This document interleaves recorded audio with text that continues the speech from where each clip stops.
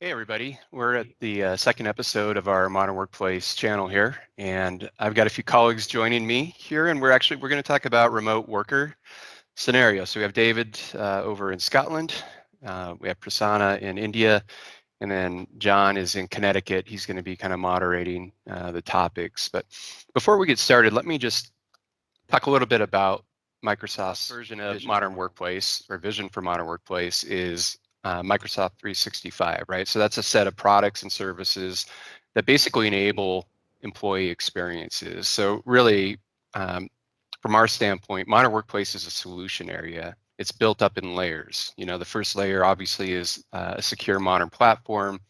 That second layer is our product stack that enables core functionality, kind of like what we're using today here in Teams. And then that third layer is where we really start to move up the maturity curve, where we start to build unique employee experiences that enhance their agility in their work life. And then as you move even further to the right, you get to organizational agility, where you really start connecting the dots in these different workflows, moving toward a fully digital business. So in a nutshell, if somebody asks you what modern workplace is, it really is kind of these three layers. It's not just a set of products, it's a whole experience, and it's really centered around the employee. But with that, John, why don't we get started and we can talk a little bit about remote worker scenarios, since I know that's on a lot of people's minds these days. And let's just hear from others about what's going on around the world. But let me start with Prasanna. Prasanna, today is March the 6th, 2020 in the US. Right now, top of the news is the coronavirus outbreak.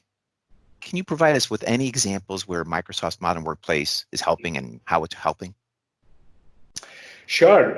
Firstly, I want to acknowledge that this is a really unfortunate situation for a lot of our customers and for ourselves and our associates and their families as well.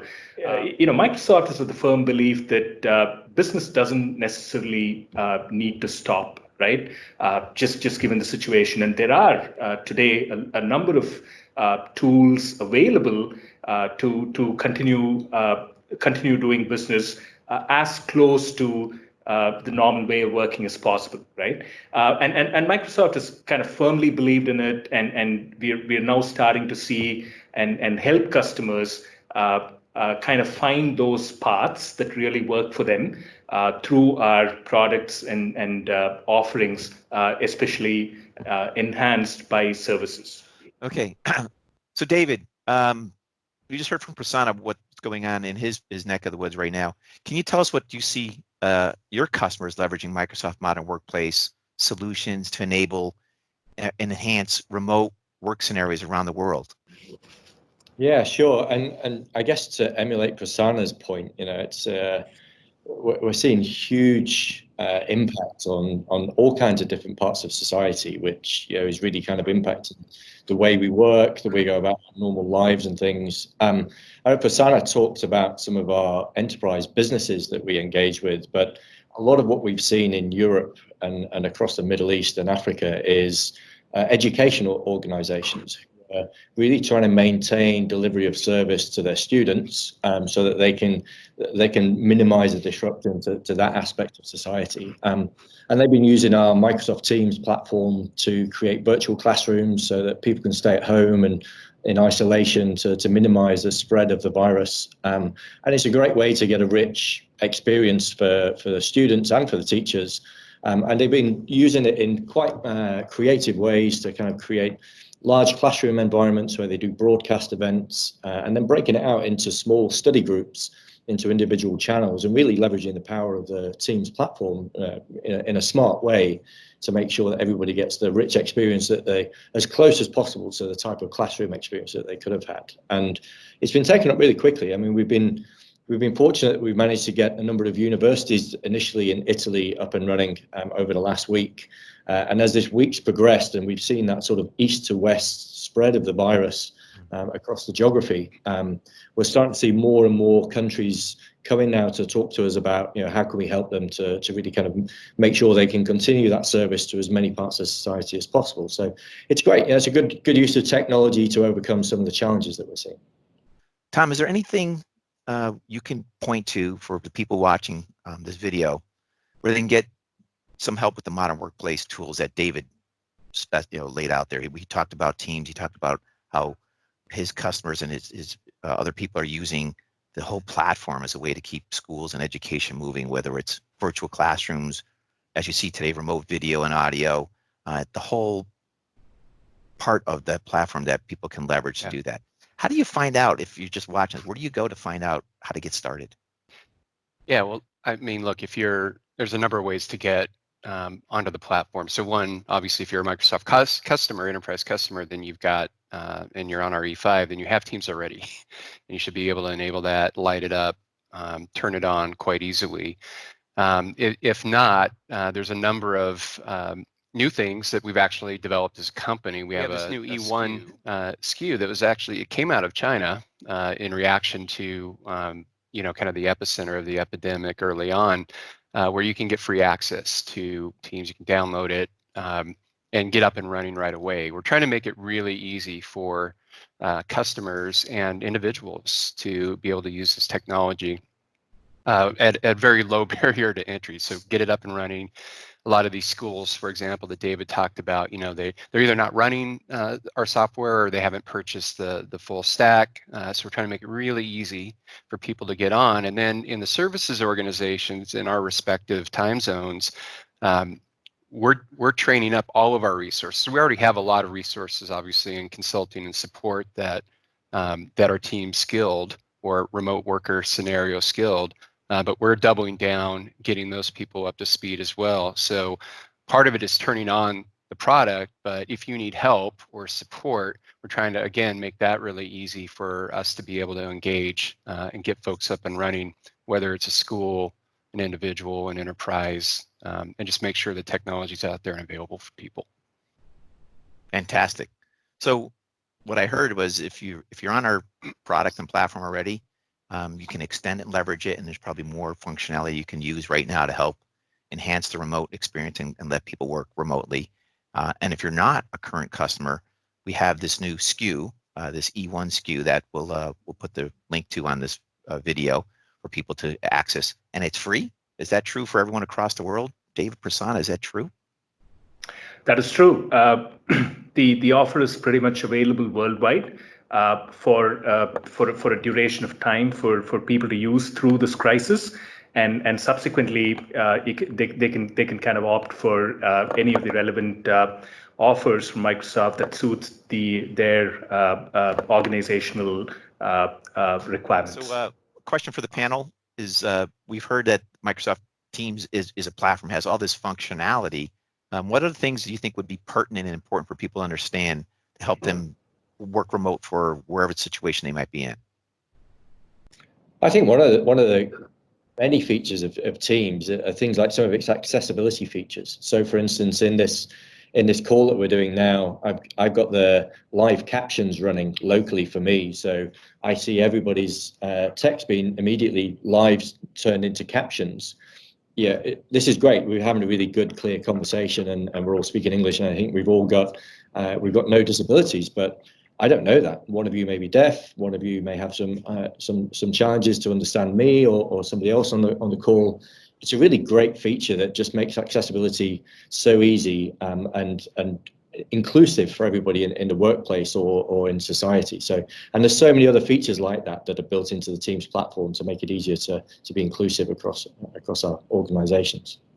Yeah, that's a great point, David. And I mean, back to extensibility, right? The power of the platform being able to build in, for example, BI reporting and Power Apps. And I mean, you can literally use Teams as a productivity platform, for example, to develop these kind of command center scenarios where it's not just about communication, but also an aggregator for data. And it could be a portal into all sorts of different data reporting or applications that can be written as plugins. So you can really enhance the experience on top of getting all of the kind of the base communication functionality, the messaging, the persistent chat, the features that come standard, the video calling. You have to be a technologist, Tom, like a super developer to do that, or how does that work? Oh, hey, look, David and I could write this. I mean, it is. Literally, right? I mean, power apps, I mean, it is, we used to call them fourth generation languages, right? But the layer above the code, it really is fairly simple to connect the dots. In fact, a lot of times you don't even have to write code. You just plug workflows together to connect applications. And our Power BI platform is fairly straightforward as well. But it definitely this idea of citizen development, right? If you have a minimal technical background and an understanding of a business workflow, you can basically build it in Teams. All right, let me ask a question for the entire panel, and feel free to jump in. Any other thoughts, any other guidance you would like to put out there today? Again, it's early March, and we believe that the coronavirus will continue to spread, and probably containment efforts to do that, and one of them is working remotely. Any other final thoughts we can do to help people leverage Microsoft platform? Well, I think one of the first things you can do is, if you're a Premier customer, leverage your Premier contract. Contact your technical account manager, and have them give you access to some of these resources. Even if you've got Teams up and running, there's probably some things that we can do to help you make the most out of it, to make sure that you're facilitating your workforce or your citizens or your students, whoever it may be, to make sure that you get the best out of the platform, and that we can give you some help and advice about the ways to do that. Great. Tom or Prasanna, any other ideas?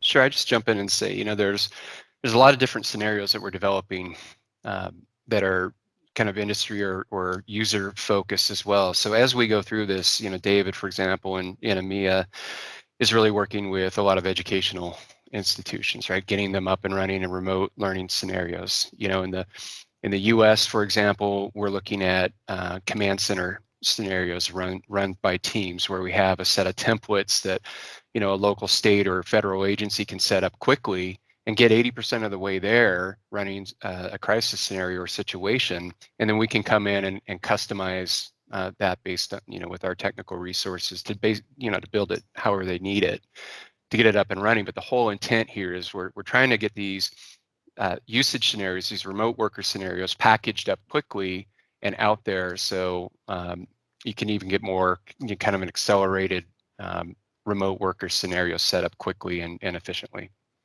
It's probably worth calling out, Tom. I mean, we're using that team scenario itself to coordinate our own response globally about how we make sure we have a central command and control unit to respond to the customers as they come, whichever channel they come through, to reach us. That we make sure that we triage them, that we process them, and we make sure we get the best resources available to go and help them. And it's working really well. I mean, we've kind of been running this for just over a week now, I think, and it's been a great center of focus to make sure that we approach this in the most optimal fashion, and so that we can get help to the people that need it. Yeah, indeed.